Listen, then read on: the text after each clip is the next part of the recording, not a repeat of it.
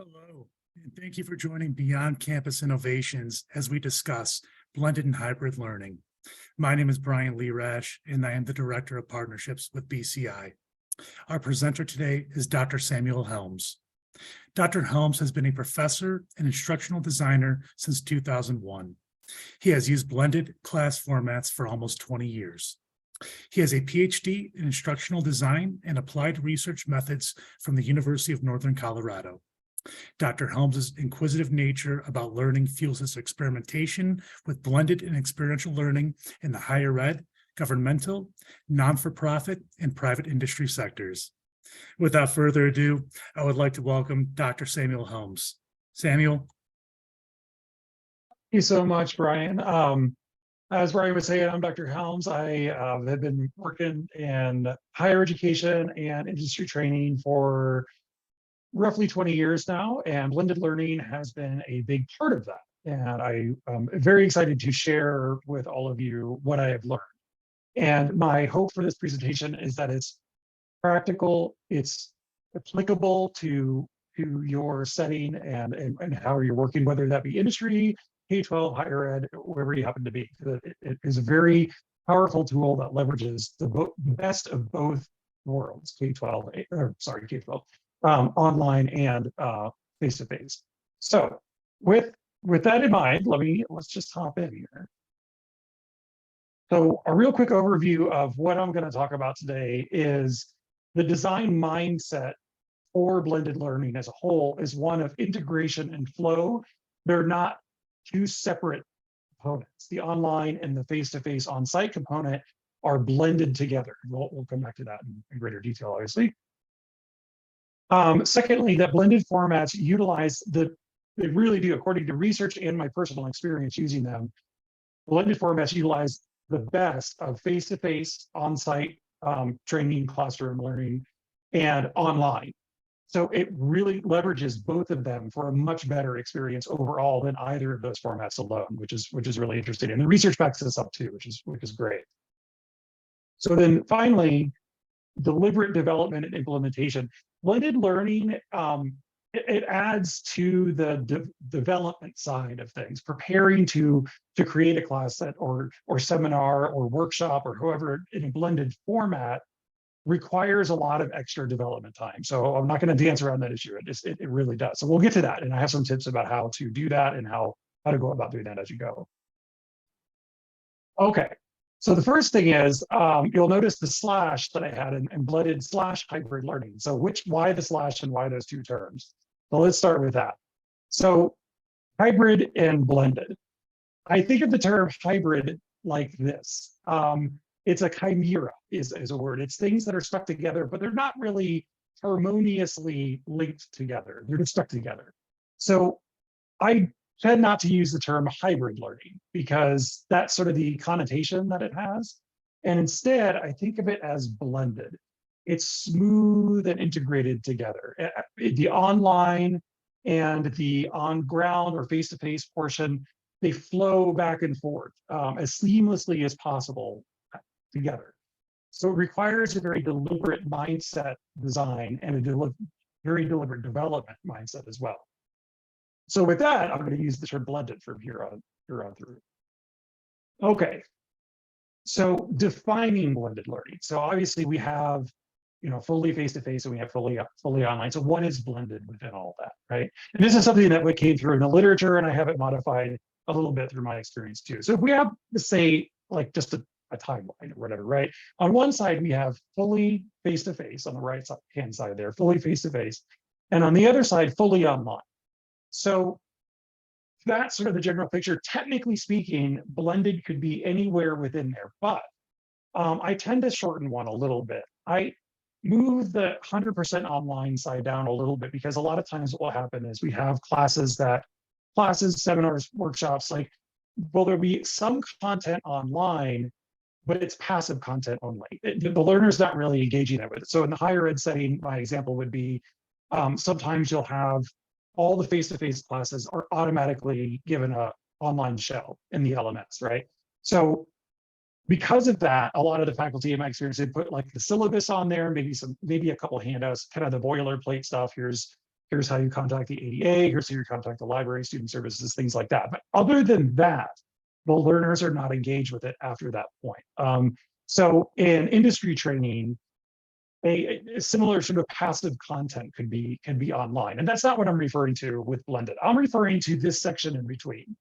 So just passive content isn't enough for me to actually consider it blended. What I'm talking about it here, there's interactive elements online. There's a reason that the learner has to go online and engage with that content and bring it back into the face-to-face or on-site sessions.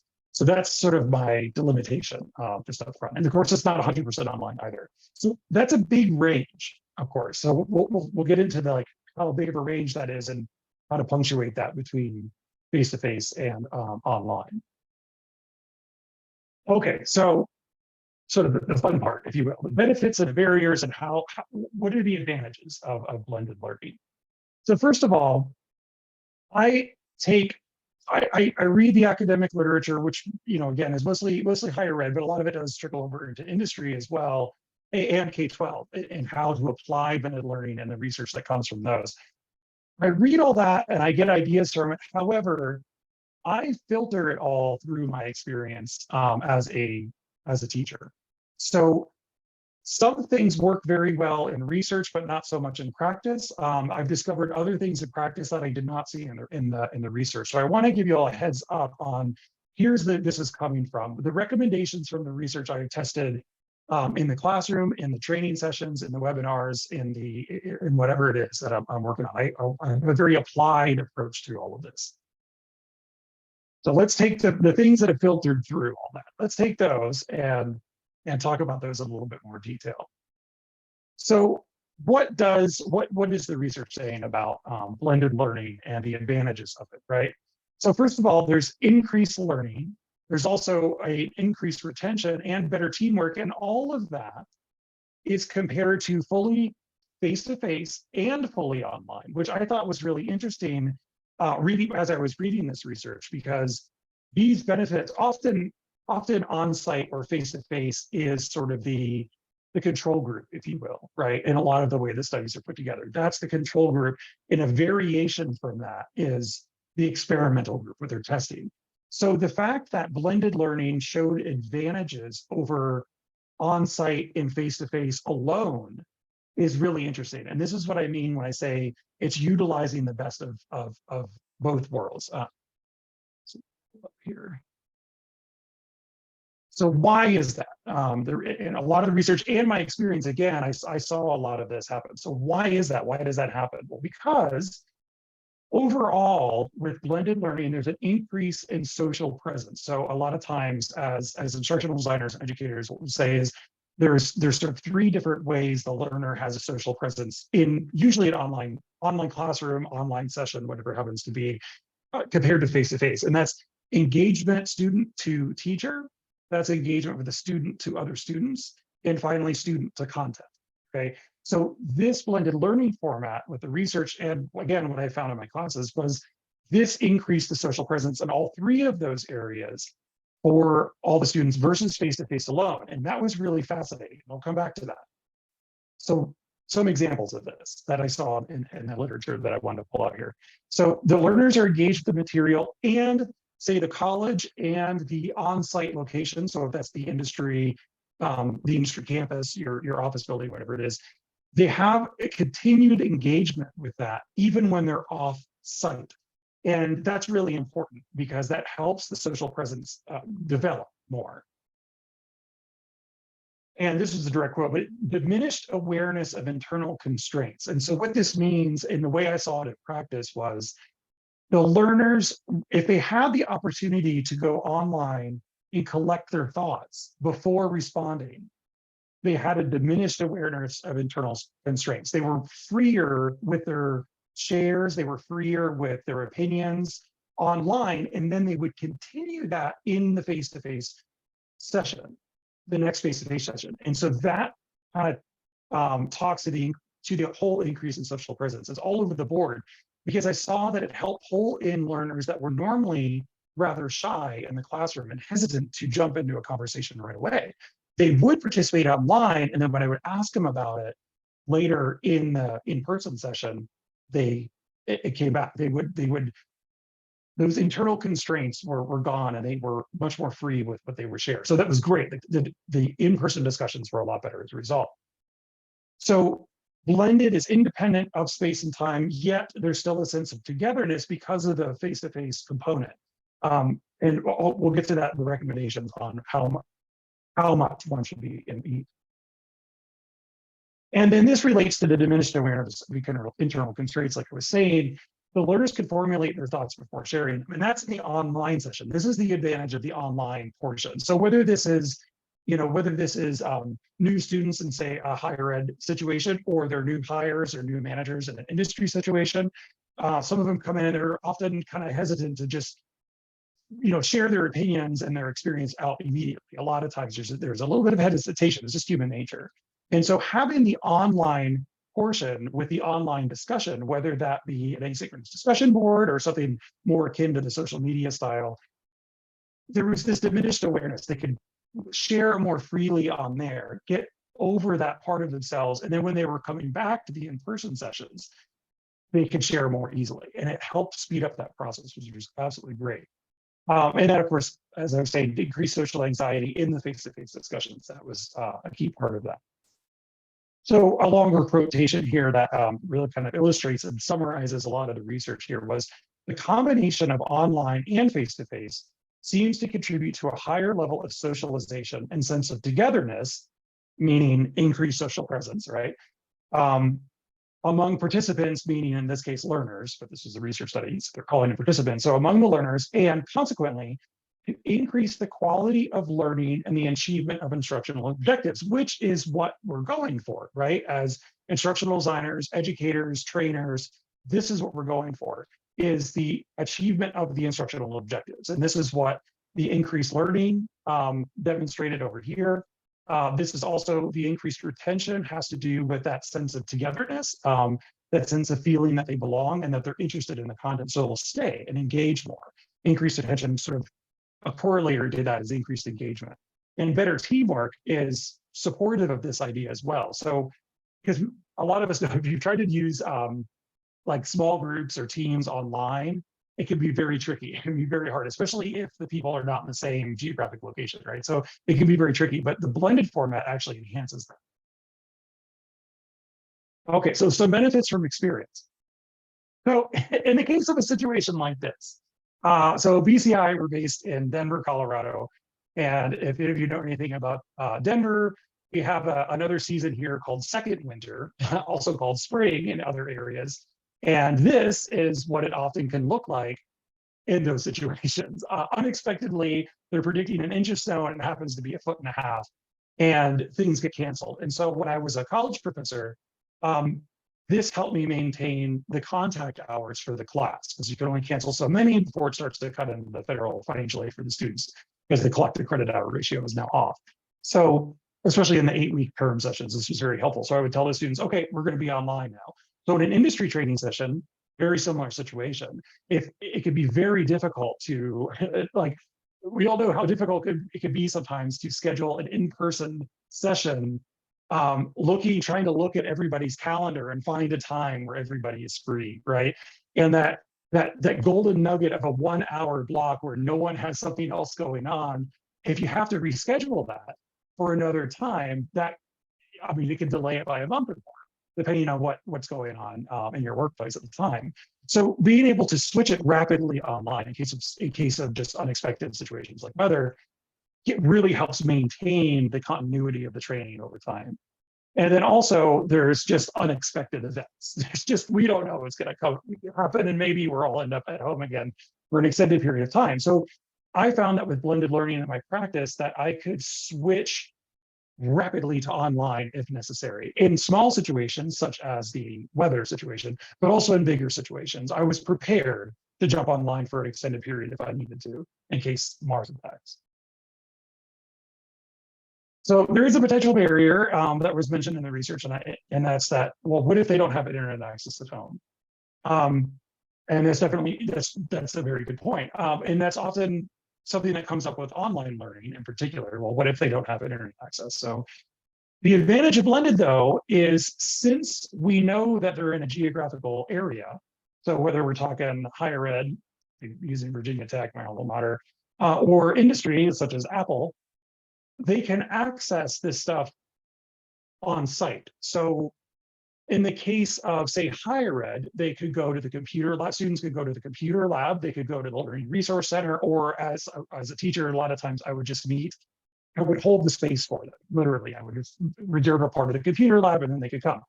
Industry, on a similar situation might be company intranet that they could only access from certain terminals on site for security reasons. Sometimes there's a VPN access, but if there's only that availability on site, or there could be industry things like even just printers, for example, like really are better in the office than whatever you can get at home. So there can be sometimes a restriction online to put certain things on there because they might not have access to them. But in blended, we know that they have access to the physical location. So we can assume that they can do some of that work there, even if they're not technically in the face-to-face session while they're on campus or on site. Okay, so meat and potatoes of the whole thing is the ADDIE model here. I'm focusing mostly on design, development, and the implementation of blended learning. Okay, so building blended learning. And there's a handout for this that summarizes a lot of it. Definitely reach out and contact us if you'd like that. So under the design, real quick, overall mindset, again, is it's one thing, not two things. It's one class, it's one workshop, it's one seminar, not two separate ones. How often to meet face-to-face? Does the research say anything about this? And they do. In-person discussions linked to the online discussion boards, and this will come up as you'll see throughout all of them. And then the flipped model. Sometimes it's called a flipped classroom. It evolved particularly from K-12, but it also has applications to industry and higher ed as well. So in the terms of the development, and this is what I mean by development in this stage is I'm building the online portion of the class. I'm writing my lesson plans, course materials, things like that. But the class hasn't actually started yet. The training hasn't started yet. So I'm writing most of the modules and lessons to go either online or face-to-face, if possible. Sometimes it's not always possible, but I keep that in mind as I'm developing. And then I'm keeping some content offline deliberately, and I'll get to why that is. That's something I learned from experience. Implementation, so while the training is running or while the class is running, bring online discussions to the face-to-face meetings and use the online portion during the face-to-face session. This is something I found in my own practice that really worked well. So let's take these one at a time, and we'll take design first. Okay, here are all the little pieces. Okay, let me just talk about this real quick. The overall mindset, one thing now too, and I've kind of made a point about this already, but again, it's a way of looking at it where it's not, well, we have an online and then we also have a ground. Like they're one class that flow back and forth. So the image that came to mind was something like this. They're flowing constantly back and forth, back and forth. Online discussions are a great way to do that. But the content from the face-to-face or on-site portion relates to the online one, and the online one sets up the next face-to-face. So there's this constant like flow and ping back and forth. That's an important mindset to have. That's why I list it first. And that's why I keep talking about it so much. So how often in a face-to-face is a good question. So where's that balance? Where do we find that balance, right? Well, in the research, this is what it was saying. At least once at the beginning of the course or training or whatever it happens to be. And the idea of that, according to research, was that the learners will be able to put a face to the name. So if the next, say, 4 or 5 lessons are all online and they're going to be interacting with their classmates or coworkers or whatever, whoever else is in the class, in the training session with them, if they're going to be interacting with them online, it is very, very helpful to have met them in person ahead of time so you know that you're talking to a person. And that can be a challenge of just solely online classes, as it seems impersonal sometimes. So once at the beginning to help that, once in the middle for everyone to reconnect and reestablish and regroup, I guess would be a way of saying that, to regroup, because it can be easy to drift off and 20% online. And then once at the end to close out everything and bring everything back together. A final capstone to the whole thing.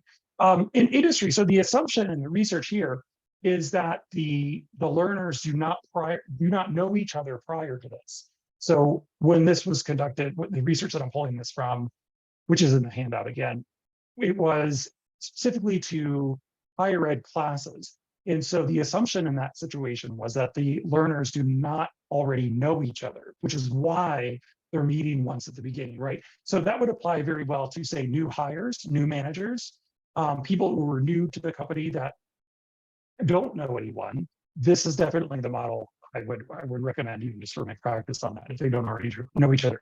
On the other hand, they do know each other. Then skipping the first session on site face-to-face might work, so long as they come together afterwards. And if they see each other during the day at, say, the work hours, it might work. So I'm throwing that out there as to add context to where the research came from here, so something to keep in mind.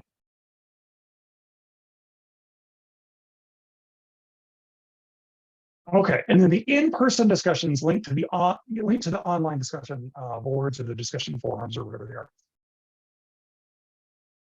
So what I mean by that, and this is something I would do in my own training and my own classes and stuff, and it worked very well. So it's going to come up in all the other ones as well. So what I mean by that, their image. Oh, well, okay, I'll use this image. So what I mean by that is the face-to-face, the discussions that happen face-to-face continue online.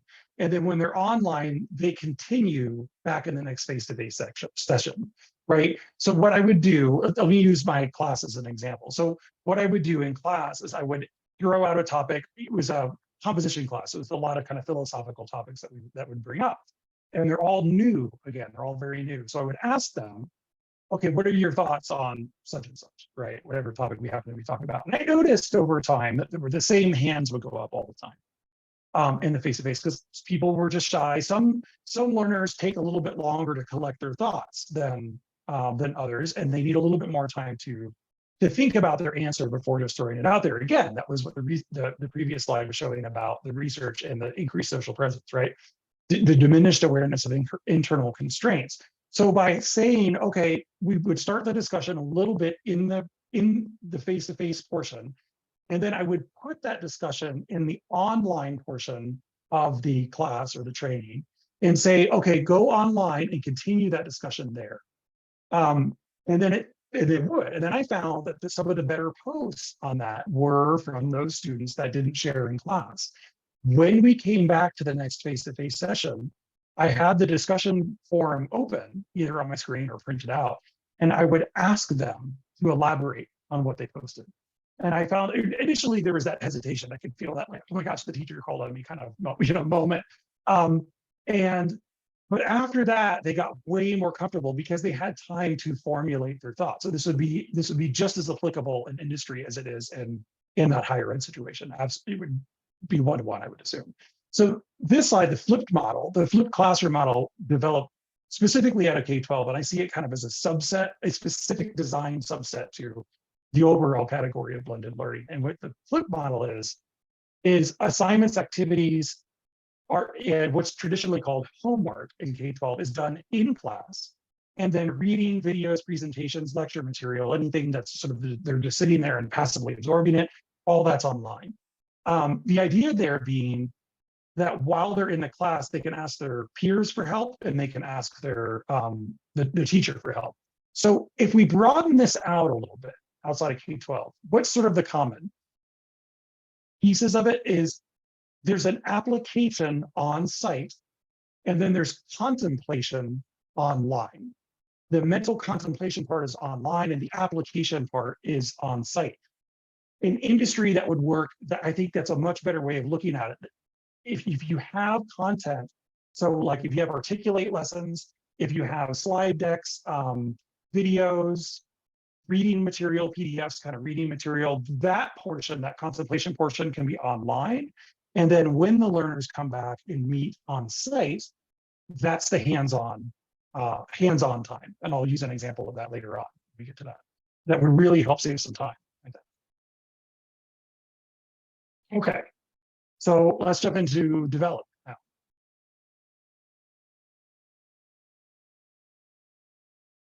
Okay, so development. Write most modules and lessons to go either online or face-to-face if possible. So let me use an example of this. So one of my favorite ones that I would do in composition was called the history of the English language. It was a lecture I just really liked giving. I like giving it in person because I thought the interaction with the students was way better. So in industry, it could be like a conflict resolution kind of topic, which is it's very difficult to do that online without promoting conflict online. But in person, where people can see the facial expressions, body language, it becomes a lot easier. So I would write it with the intent of it being delivered on the on-site face-to-face session. However, in the case of the snow or something else, I would also have to kick it online right away. And so it was written that way, that I could also just put it online. So I would write it again to go back and forth. Now, that ups the development time for sure. There are some things like whole group activities and small group activities are a little bit more difficult to do online, in which case I sometimes had to have an alternate idea. So I would start them maybe perhaps online. Let's say it snowed and I'd be like, okay, you know, classes, we're going to go online this time. It will all be on there. Check your the LMS when classes, so normally in session, and all the content will be there up there and available for them to go through. And then I would have to quickly adjust it. That's why I was needing that time. And then in the next face-to-face session, that's when we continue that process that we started then. So it would go back and forth. It would flow back and forth. And then again, the full disclosure is, as we know, I think as trainers, teachers, instructional designers, creating content for online takes more time and more effort and is harder than face-to-face, because on face-to-face, if I'm just doing that, I can have my lecture notes written up or something like that, and I don't intend for the learner to ever see them, so I don't write them in a way that they can understand it. I write it as more of a mnemonic for me. And then now I have to recreate that so that they can read it and understand. So that takes a lot of time. Like they say, the best way to learn something is to teach it. And this is sort of part of it. So it really does up the development time, I'm not gonna lie. But it saves a lot of time during the implementation process when the class is running or when the training session is running. So keep some content offline. This is something I learned just through my experience. And what I mean by that is, instead of putting content up that sort of gives away the secret, so to speak, that like this slide has all the information on it, instead, I recommend putting something up where, like this articulate module, where it's an interactive slide. You're clicking on it. It's a lot of images. It's a lot of interaction. It's not a lot of text, and they will probably need to come to the class, to the face-to-face section, in order to get a complete understanding of what it is. Because I found that when I would put the material online, such that all they had to do was read it or whatever, and that was all they needed. There wasn't anything more in the on-site face-to-face session. They would skip the online face-to-face session and just do online. So I found that by giving less, it encouraged them to come to the face-to-face, but then what was on there also prepared them for it. So it wasn't just a throwaway, it helped them prepare. It all wasn't on. Okay. And then finally, implementation. Let's grab that one. Okay, bring online discussions to the face-to-face meetings. I hinted at this earlier.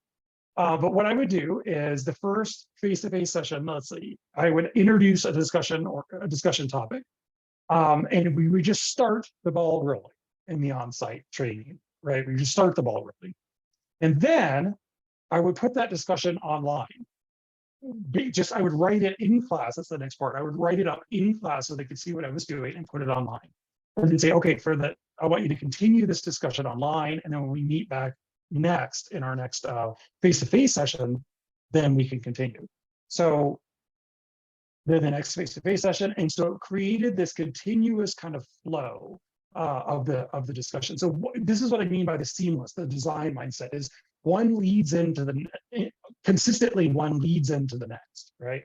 So there was an interesting quote about this, like using, this is asynchronous forums, but to think of it as just any online sort of forum or communication, using online asynchronous forums to discuss difficult or complex topics can reduce feelings of isolation, disengagement that might be fostered in the classroom, meaning face-to-face environment. So this is really fascinating. So what they're saying here is by using the online part, it reduces that internal barrier that a lot of us have to sharing in public, so to speak, right? It takes practice to be able to do that without getting overwhelmingly nervous. So online, on the other hand, that barrier is much, much less because there's a lot of time to formulate thoughts and write and rewrite, say, a post and then put it up there. So this would, again, would apply equally well to college, K-12, but also industry, again, with the new hires, new managers, things like that, being able to continue this discussion through and through. And then finally, use the online coursework during the face-to-face session. And what I mean by this is something I started doing in practice. While we were in the on-site training, I had the learning management system up on the screen behind me. It was the exact online thing that they were going to use in their classes. You know what I mean? All the content was in it. So while I had it up there, it did a couple of things for the learners, I felt. One, and this came through on the surveys and stuff at the end of the training sessions, at the end of the class, was one, it provided a walkthrough of the learning management system in class so they could see how to use it. If I would have them also accessing it through their laptop. So if they encountered a problem, kind of like the flipped model, I was there and able to help walk them through how to access it. Or they could go, to wherever resource and access it there. So another example that we used for this was SharePoint. So one industry we had installed SharePoint across the whole place, and we had a bunch of trainings on it. But the way the trainings were done was, I think it was a 6-hour in-person session during the workday. And as we know about adult learners want to get the information and get back to work, right? They don't need a lot of fluff. Well, that training really could have been broken apart and using the flipped model, where a good portion of the read about SharePoint, this is how it works, this is what's going on, could have been done in that very first part, maybe for an hour, just to introduce us to it.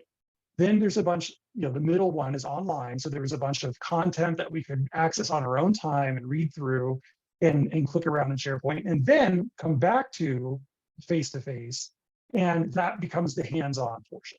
So a 6-hour training in person probably could have been shortened to 2 or 3 hours, which on the industry setting saves a bunch of time and boosts the retention of not just the learning, but I think the learners in general. The employees they're getting something of value out of it, so they're much more likely to stay employed, right, rather than go find something else. So I would use this a lot of times in the face-to-face session so that they could see the online portion there, and it would reduce sort of the cognitive load when they went online. And I found this to be very, very, very helpful.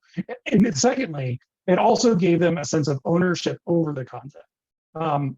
I was editing it, like the discussions, I would say I would add to it as we were talking about. So they could say, well, wait, could you phrase it this way or something like that? They would give me feedback and I would put it in there. So they were invested, they had a sense of ownership over it all. So real quick summary here. And again, there's a handout. This is recorded. I know it's a lot of information, but I'm trying to give you all the meat and potatoes, so to speak, of it, so that you can go plug and play as much as possible. So again, the design mindset is one of integration and flow. It's think of that the yin yang symbol, right? One is flowing into the other. They're not two separate things. Blended formats utilize the best of face-to-face and online, and that seems to be true across the board, whether we're talking K-12, higher ed, or industry. It really does utilize the best of both. Might require a little bit of practice to fully realize that, but it definitely has that potential to bring both out. And that it requires a deliberate development implementation. It is easier to start design and development knowing that the class or session or training is going to be blended rather than backwards engineering one that already exists. That that was a little bit trickier. So it requires a deliberate mindset for the development and the implementation when it's taught during the face-to-face sessions. There's an understanding that a good portion of it is online, and it goes back and forth. So with that, thank you all very much for attending. I'm always happy to talk about blended learning because it's something that in my practice, I have noticed all those benefits that we were just talking about. And thank you so much, Dr. Helms, for that excellent presentation. So much great information around blended learning, but it's really about execution behind it. And I have embedded a QR code you can capture if you would like to discuss any initiatives you or your organization may have. BCI does offer free consultations and would be honored to help you with any projects ranging from course development, design, redesign, LMS migration, among many other e-learning strategy services. Also, be sure to be on the lookout for an email with the recording of this webinar and also a handout with tips on how to bring this model to fruition right away. Finally, we wanted to make you aware of our next e-learning webinar coming on Tuesday, December 13th at 12 p.m. Mountain Standard Time. Stay tuned for an invite and additional info. To our audience, on behalf of the BCI team, I want to thank you so much for joining us today. Thank you so much. Thank you, everyone. This was a lot of fun.